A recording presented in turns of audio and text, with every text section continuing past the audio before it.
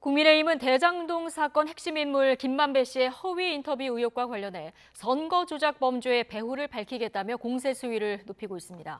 민주당은 여권이 이재명 대표 죽이기에 나섰다면서 강하게 반발했습니다. 손효정 기자입니다.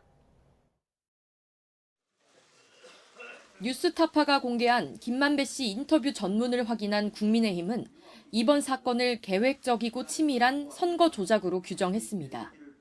김 씨의 언급과는 정반대로 윤석열 당시 검사가 부산저축은행 사건 피의자에게 커피를 타주며 수사를 무마했다고 거짓 보도했던 겁니다. 사건의 배후를 철저히 규명하겠다고 목소리를 높이며 민주당과 당시 대선 후보였던 이재명 대표를 정조준했습니다.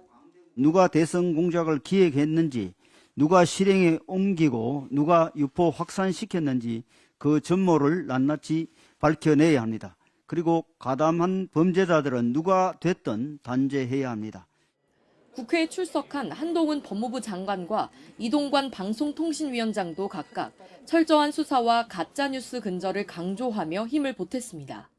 어떤 특정 언론들이 자기들이 미는 후보를 당선시키기 위해서 그렇게 유리한 보도를 검증 없이 허위인 줄 알고 보도했다면 그건 당연히 문제죠.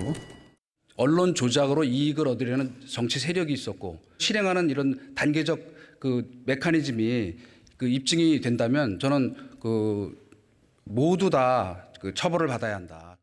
민주당은 즉각 반발했습니다. 여당이 걸핏하면 대선 불복 프레임을 꺼내든다고 깎아내리며 집권당의 자신 없는 모습만 드러날 뿐이라고 맞받았습니다. 집권당으로서 자신 없는 모습이자 믿음지 못한 모습입니다. 그런 식이라면 민주당을 국정 파트너로 인식하지 않는 여당의 행태는 총선 불복입니까?